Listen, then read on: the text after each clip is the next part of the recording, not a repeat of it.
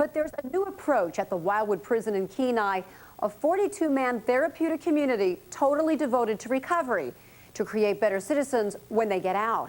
In part one of Beyond the Bars, we take you on the inside. It's an image void of color, void of hope, but in this case, looks from the outside could be deceiving. Car. Car, boat, truck, car, truck, tow truck, tow truck, lift bed, lift truck. Race car. Yeah.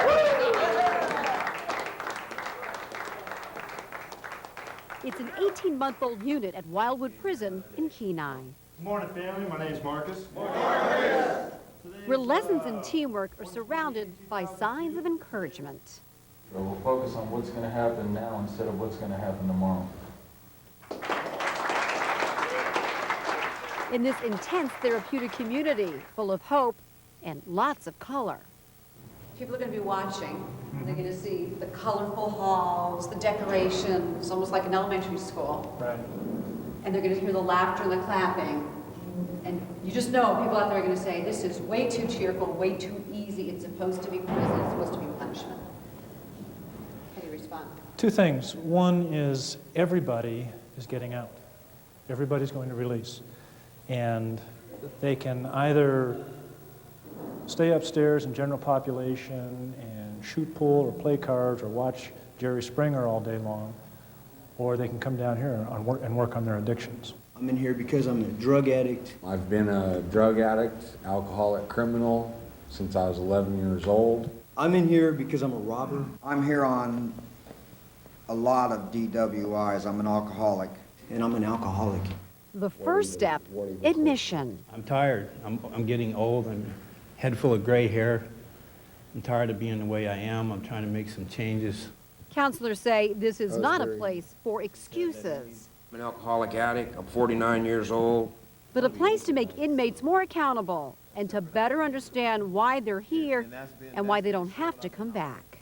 He says we have to share our secrets and suffer to help us get better. For their victims, this may not seem like enough. Warm and fuzzy doesn't fit what many of these guys have done.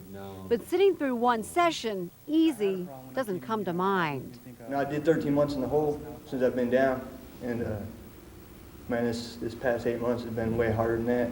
This is the hardest thing I've ever done in my life. It really is.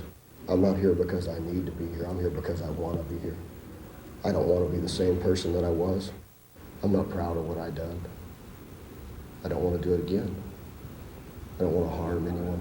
I want to live a different life. I want to be able And so now the inmates have to feel the hurt, telling childhood secrets, some too painful to have shared until now. Feels like I'm cleansing my soul a little bit.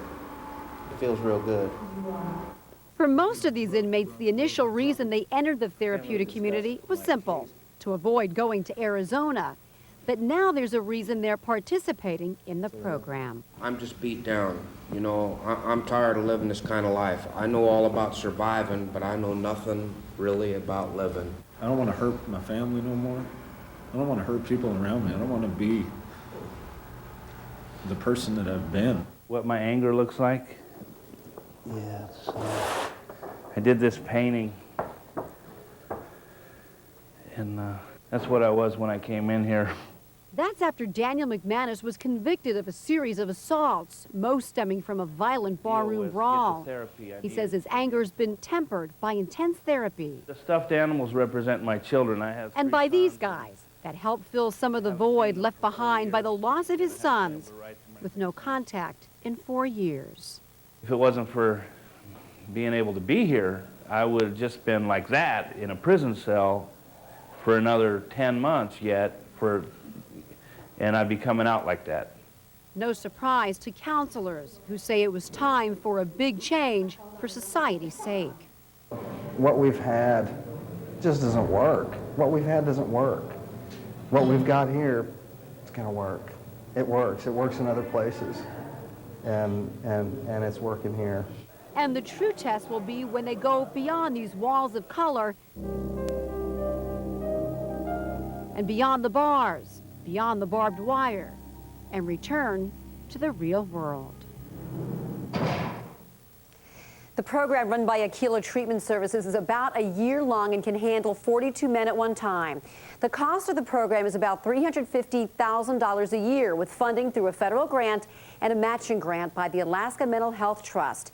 Tomorrow night, we take you along as a new inmate checks in and experiences an avalanche of emotions.